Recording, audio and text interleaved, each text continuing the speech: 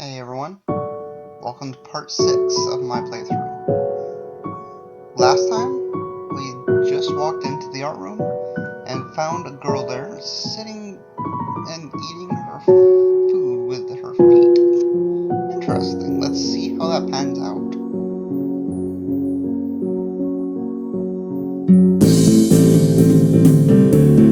This odd way of dining seems to be caused by her apparent lack of hands, for her presence here is what takes me back even more.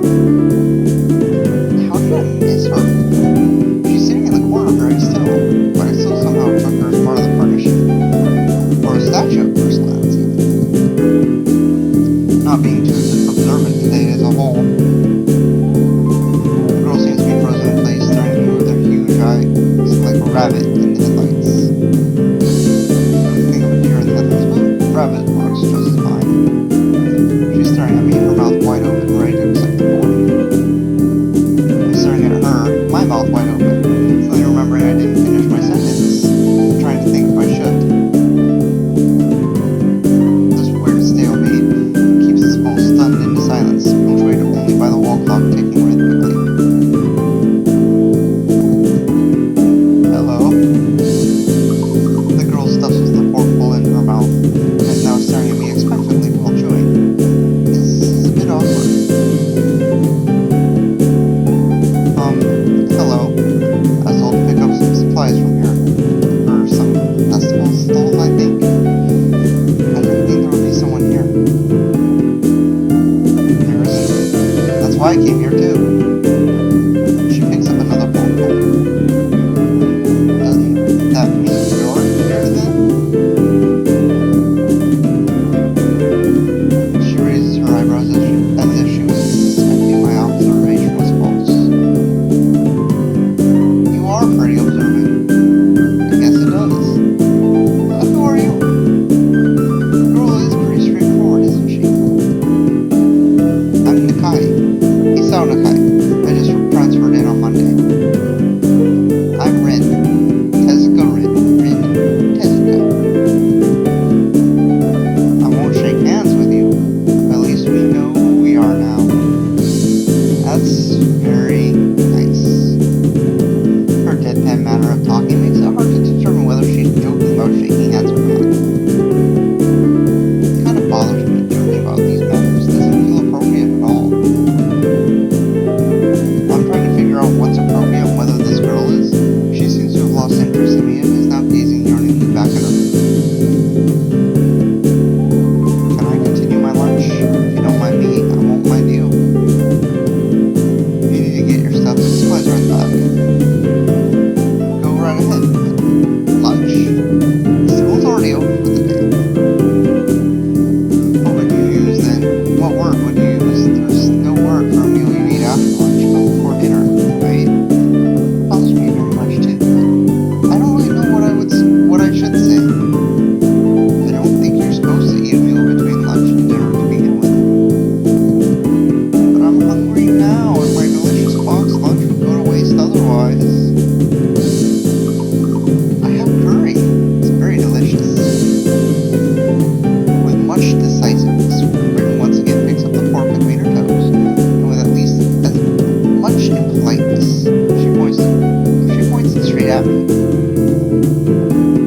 So Nakai, what brings you to this place?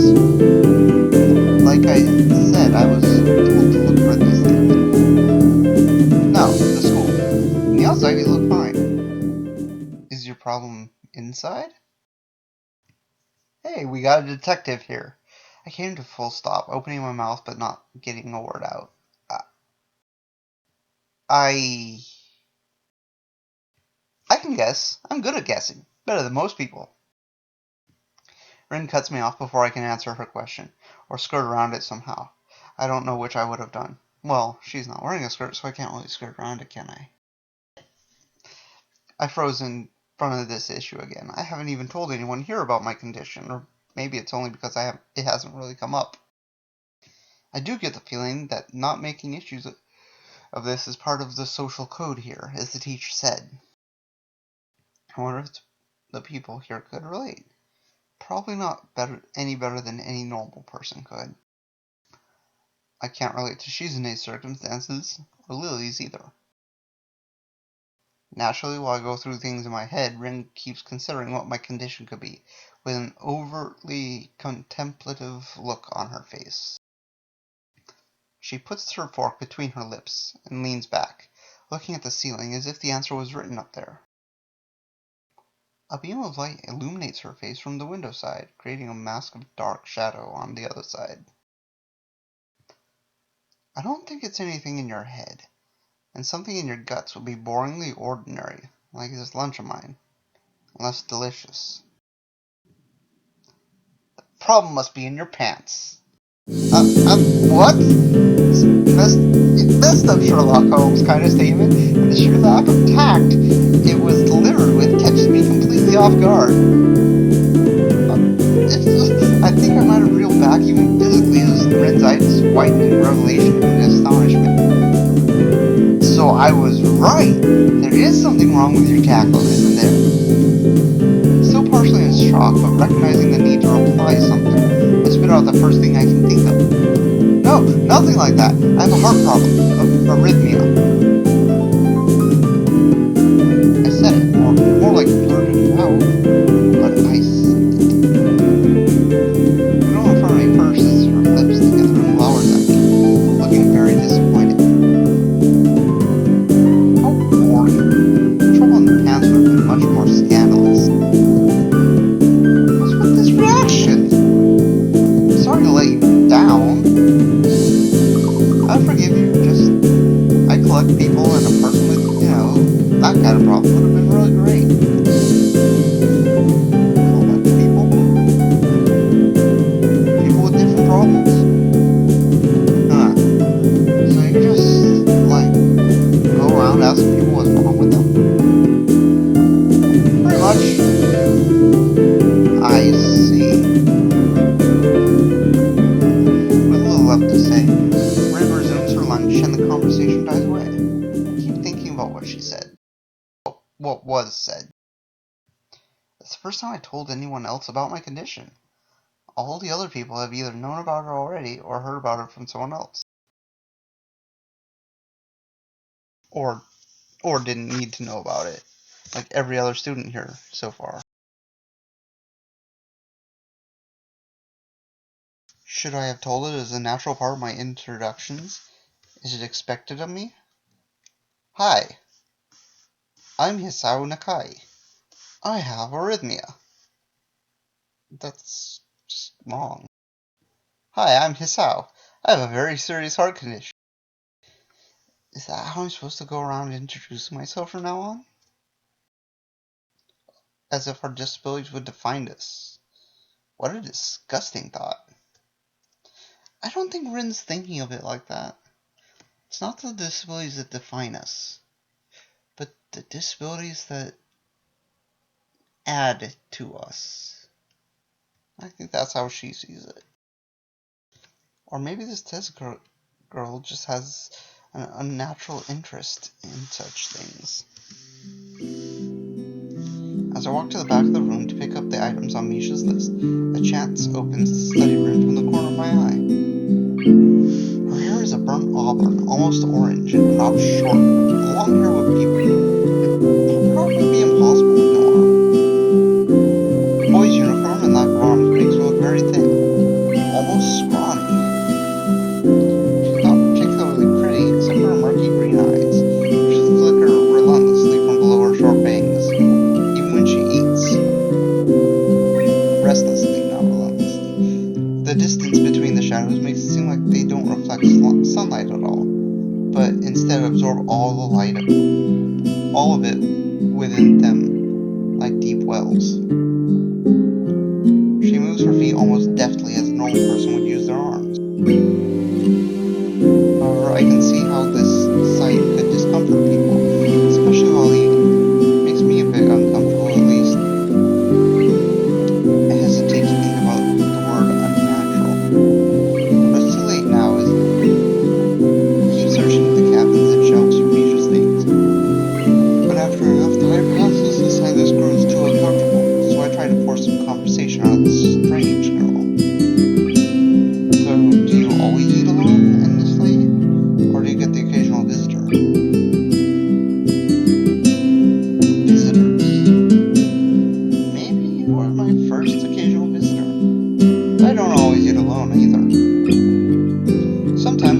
certain person on the roof, if she's not horsing around. Horsing? She likes to do sports. Oh. And that's all I can think to say. Both of us fall silent again as Rin forks the last bits of her meal into her mouth. I look down at my haul and double-check it with Misha's list. It seems that I have everything except plywood. So I think I have all the things now. All the things! It's very nice for you. Don't feel obliged to stay. I was about to take a nap anyway. You need to do whatever you're going to do with that stuff anyway, right?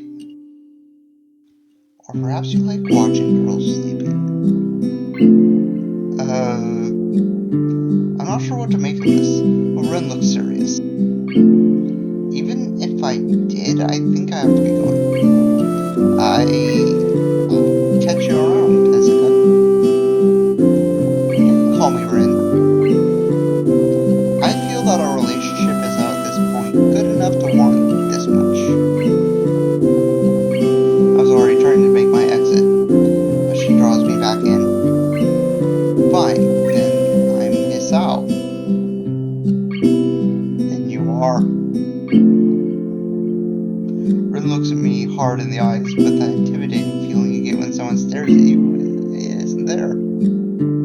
It's like she's actually not looking at me at all. Or maybe seeing more of me than anyone else does. She blinks a couple of times, and I can't figure out why a pause like this just popped between us out of nowhere. See you later, Hisao. There's something like a tiny smile there on her face. Maybe. I quietly back out of the room. As I shut the door in front of my face, I whisper to myself, what an intriguing person. From inside I hear the muffled, sing-song voice. I heard that. What did she hear? I jumped at the sudden appearance of Misha, who I had not heard approaching despite the completely empty hallway. She's a ninja! A pink ninja Shizakura! Somehow she had gotten to jumping distance of me without making a sound. Creepy. It briefly reminds me of Kenji's nutty theory about a global feminist conspiracy. He might be right. I push that thought aside. Standing slightly behind Misha, looks aloof, as she couldn't have heard the remark that drew Misha's attention. But Misha is visibly excited. Oh dear. No, wait. More importantly, who's in there? There's no club meetings today. She tries to curiously peek past me, even though the door prevents her from seeing them anyway. What are you doing here? You took so long that we had to come check what's wrong. That's no good, Hit-chan. Wags her finger at me scoldingly. I found plywood, and everything else is still missing because you aren't party. Oh, sorry. I got the things here, I was just going to bring them. I think you were up to some mischief, Hit-chan. Who was in there with you, I wonder? Misha signed something quickly to Shizune, pointing at her own ear a couple of times.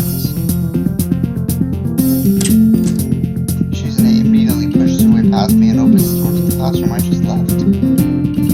I can only imagine the shock she's experiencing. With Shizune's diligence and attitude, the insolence of daring to defaced school property by sleeping on top of it must be too much to bear. Really? I've slept on school property before. It's not that big of a deal. And indeed, she stares at Rin, frozen in place, apart from the slight but noticeable trembling of her shoulders. From suppressed rage, I'm sure. Instead of blowing up, Shizune takes a few deep breaths, adjusts her glasses, and slams the door shut, turning to sign furiously at me. She really did slam the door. Maybe she did blow up and I just can't understand it. She shoots a very loaded stare at me too, as if it was somehow sleeping on one of the tables. What's wrong with sleeping on the tables? I hope she's not getting any funny ideas about the reason of my tardy. Oh dear. Hello. Rin's voice comes from the other side of the door, and takes a few eye blinks to realize she might have trouble opening it. I open the door to find Rin directly behind it, looking at us with a half-interested, half-sleepy face. Hello.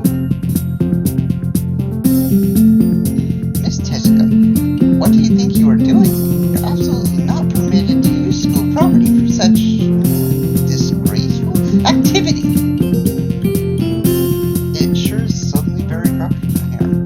I didn't know I was this popular. It's hard to say whether she's happy or unhappy about this turn of events. At any rate, she ignores Shizune/Misha's scolding and had no choice but to drop the issue.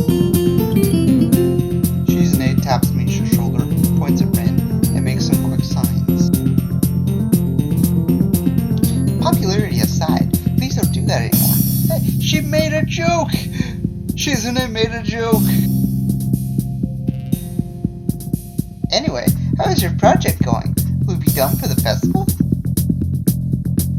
Rin looks at them blankly, apparently at ease under the pressure Shizune's cold stare is putting on her. I keep wondering about that myself, too. And? We'll think about it harder. As Misha signs her reply to Shizune, her face turns to an unsatisfied frown. Miss Tezuka, please try to take this seriously. It'll be a disaster if the wall looks like someone threw up their lunch onto it. Rin nods assertively. We'll think more seriously. Misha actually giggles at that, but Shizune doesn't. Not even after the translation. She just shakes her head, takes the materials from me, and takes off, with Misha in tow. Rin frowns thoughtfully as she looks after the retreating student tonsil duo. How rude. It's true though, I must finish my project before the weekend. There will be dire consequences if I don't. The end of the world as we know it. And I feel sorry, just that song popped into my head. Like, weekends usually are more dire. Much more dire. Maybe I'll postpone my nap to unforeseen future.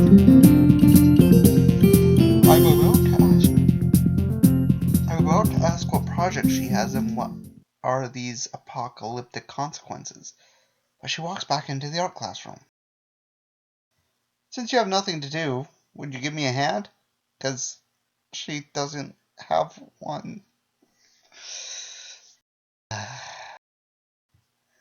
This paint can doesn't fit into my bag, but I need it. She kicks slightly at a huge can of paint that's lying on the floor next to the table she was sitting and sleeping on. It lets out a dull clang. Being the gentleman I am, I naturally pick it up. Heavy. Yeah, sure. Where do you need to take it? Away. And with that, she takes off to the hallway, me and the paint can following since there's little choice for either of us. The hallway is quiet and empty now with Shizune and Misha gone, so we two leave towards the stairwell at the other end. Every 10 or 15 or 20 steps, I have to change the can from one hand to another because the thin handle cuts into my palm. At least it keeps my arms from tiring too fast. I know that feeling, Hisao. I used to carry paint for fixing boats up in Alaska, and yeah, that handle really can cut into your hand. Anyway, Rin strolls on beside me with an uneven pace that I have trouble matching. Or maybe I'm walking weird because of the extra weight. It seems one of us is constantly walking too slow or too fast, and I can't figure out which. 2 flights of stairs below, trouble appears in the form of the head nurse and his fox-like grin. Ah, Mr. Nakai! What a happy coincidence! Tezuka too, of course. He nods courteously to Rin, who does not acknowledge him back, and turns to me because obviously it's me who he happens to business with. There's something I forgot to mention on Monday. I nod and wait impassively because I can't even begin to guess what he forgot. The feeling of the handle delving deeper into my skin does make me feel enthusiastic about this interruption either. It's about your medications. Since you haven't been that long on your current medications, there might be some unexpected side effects, which might require adjusting dosages or even changing to another kind of medication. So, we will do a few tests regularly, but what I want for you to keep an eye on is everything in your condition that feels off, if you get what I mean. Nausea, headache, anything. And come see me if something happens. Alright. So how are you? Everything fine? I give up and drop the can to the floor before I continue. Apparently this takes longer than my biceps can handle. I'm about to say something generic as an answer, and then I realize how often I've done that lately. Other people have asked me that too. Teachers and students here, my parents, visitors, nurses, doctors at the hospital. Everyone seems to be concerned about that. It's natural for a hospital, not so much for a school. Except maybe this school. This is a small school, both the student base and the faculty seem very tightly knit. At least that's the feeling I'm getting. This is not the kind of school that gets transfer students too often. The thought sent shivers up my spine, but I give a generic answer anyway.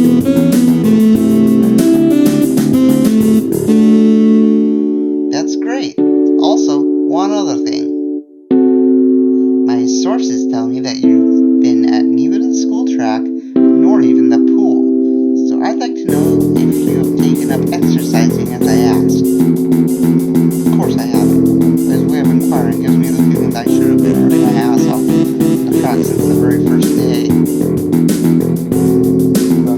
People spying on me? Psychic spies? Not as such. I just happen to know of you people. That's not the issue here, so don't try to slip out of it. Well, I was actually just doing some improvised weightlifting as an exercise. I pick up and lift the can up and down a few times like some sad meditative monkey, even though it's weighing down on my arms painfully. The stupid grin disappears from his face for a second, and he comes back like it was never gone. Tezuka, would you give us a second? Oh dear, he's going to pull me aside and do something wrong to me. There's just grabs me by the shoulder without waiting for Rin's permission, which he doesn't need in the first place, and drags me aside, probably to do something bad to me. Or something nurse-like. When I told you to exercise, I wasn't joking. I understand that you are still on your first week and all. Please don't ignore the importance of this. The reason I'm coming down this hard on you is that habits are not easy to form. The more you slip and postpone, the harder it'll be. It's the same with everything, like dieting. Can you promise me to be more serious about this from now on? Well, here's a choice. Let's see. I think I will. Yeah. Yeah, I promise. Definitely. He studies me for a moment, then shrugs, smiling again. Okay, that's more like it. If you go to the school track tomorrow morning, you'll meet my spy, who probably has no qualms offering consultation to you if you want to jog a bit. Consultation. See you around. He leaves with a wave of his hand and no answer. As I walk to Rin, who has been waiting, idly leaning against the hallway wall and staring at the pale lighting fixtures in the ceiling. Lightning fixtures. Huh. New invention idea. Even when I approach, she doesn't move her eyes off them. Are you getting medications for your heart thingy? Were you listening? Were you listening? Comes out more accusatory than I intended, accidentally lashing out on her. But even so, I don't really want to start talking about it. I just met her. I don't know her. It's not her business. The nurse seems to be happily ignorant about confidentiality, too, talking about that kind of thing in public. Well, it is a school for people that have issues, so why wouldn't it be something that's talked about in public? I don't get it. It's not Rin's fault, is it? I look up at her, suddenly feeling a bit guilty. Rin's just staring past my shoulder quizzically, her head tilted like a bird's. I don't know why this is so hard for me. It feels like there's some inexplicable lock that prevents me from being more upfront about this. Yeah, they're for my heart. Will they make you better? No, not really. They just make me a little less worse. Rin keeps looking at me for a while longer. She neither says anything further nor displays any kind of emotion I could discern. She's probably cataloging that away in her collection of people thing that she does. I'm thankful that she doesn't. I think I'm still not quite used to all this. At the hospital, it was easy. I still haven't sorted my feelings about having to live a normal life with this disability. We leave the main building and Rin leads us onwards towards the dorm. We stop at a small patch of greenery in front of the dorm building. The dorm is built on slightly elevated ground, with a wall and a few trees that everyone has to circle around every time they come or go. It's probably the only inconvenient design in the school.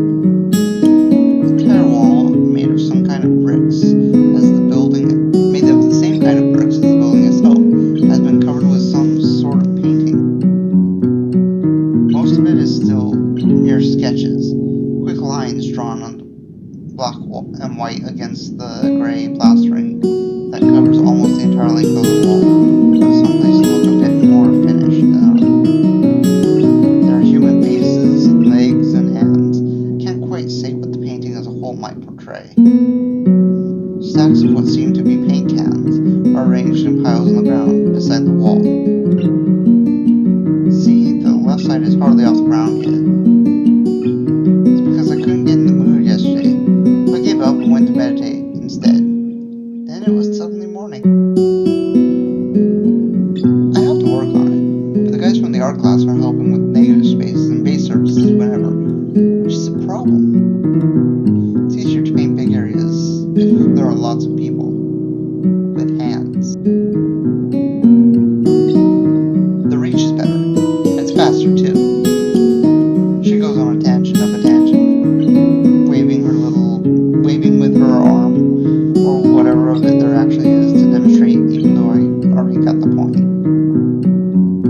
The white cotton of her sleeve flaps around, and it makes me think it could look sadder than it does. It makes me feel out of place, like almost every tangible reminder of the student base's special properties in the last few days. The girl doesn't notice my furry feelings, of course, or the fact that she lost me a while ago already, and just keeps on blathering. So that's why I'm trying to figure out if there's something I need to figure out, and then figure that out before it's too late and all hope is lost. Why would the hope be lost? Because paint has to be painted, and it has to dry, and it has to be painted over with another kind of paint. It takes time. She finally stops, apparently thinking she made some kind of statement that makes sense. I think it's best to start from the top. So, this is your project? You did this? Yes. Yes. All of it? Yes. Nice. But I stumble with my words, suddenly feeling like I've walked straight into a minefield of political incorrectness. It's okay, you can say it. I probably won't get mad. I blush really hard. I don't really know what would be the right thing to say, if any. It feels that I'm way more sensitive than Rin is, though. This is really awkward. Don't you want to ask? How do you paint without hands? See? I'm an easy person to talk to, right? With my feet. I almost guessed that already. Isn't that hard to do? You're good at guessing. Anyway, I don't think it is, but maybe I'm used to it by now. I can't get my mind around the fact that she could be an artist, but seeing how adept she was using her feet to eat, I figure painting might not be a problem either. Neither of us has anything more to add to the subject.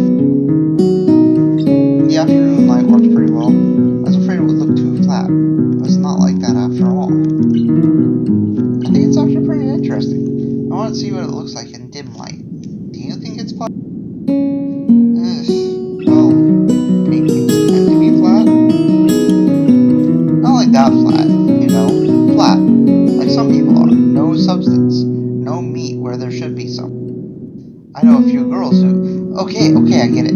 But I couldn't really tell. I'm not that good with art. I can't really name any artists or artistic terms. Any artsy stuff. So I don't really have anything to say.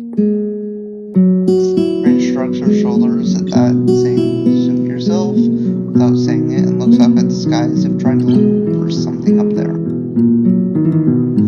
Didn't think I'd get any actual work done, but if you give me a hand with the paints, I could do a little before it's too dark. I wanted to get a halogen lamp like the ones they have in Sports Track, but there aren't any. Rin is sure quick to recruit my help. That's what she's in it. It really makes me feel that the festival is such a big project that every pair of hands is needed. Why not? Not really sure I can be of any help though. It's just mixing some paints. You can do that, probably. Do you have motor control problems like, those people who have some? Cerebral palsy, maybe? Not that I know of.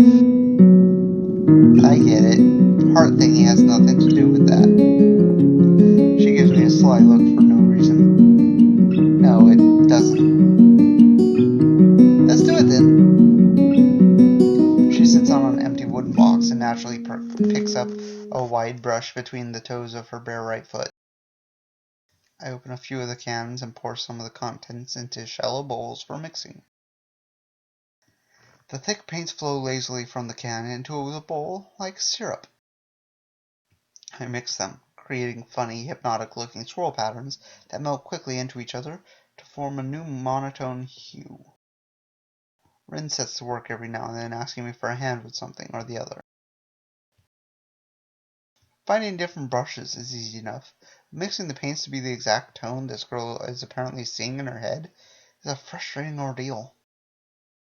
She wants precision down to the last millimeter before she is satisfied, but her instructions are obsolete at best. Add half a splash of green. I crouch down to pick up a can of bright green. The other green. This green. I carefully pour some of the other green paint into the mixing bowl. No, that's almost a whole splash. More white. Is green a good color to add? No idea. You're the artist here. A hint of smile appears at the corner of her mouth. Do you lack an opinion? No, it's just I have no idea. It's okay, because I just got an idea. Add more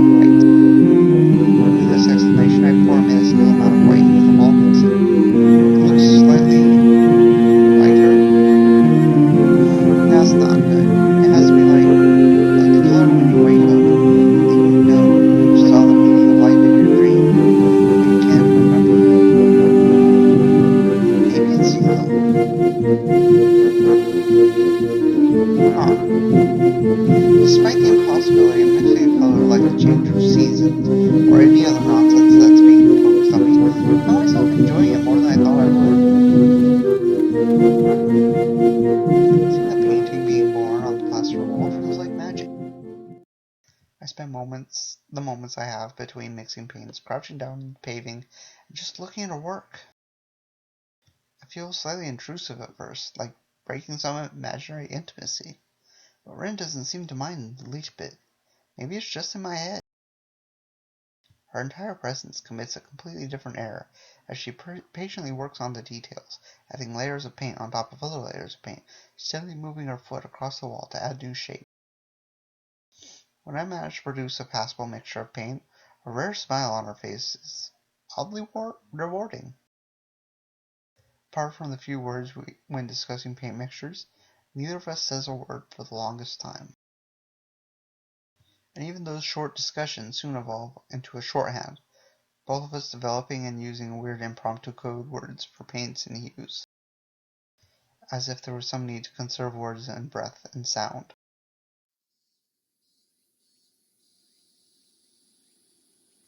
We stay there late into the evening until it becomes too dark to paint properly.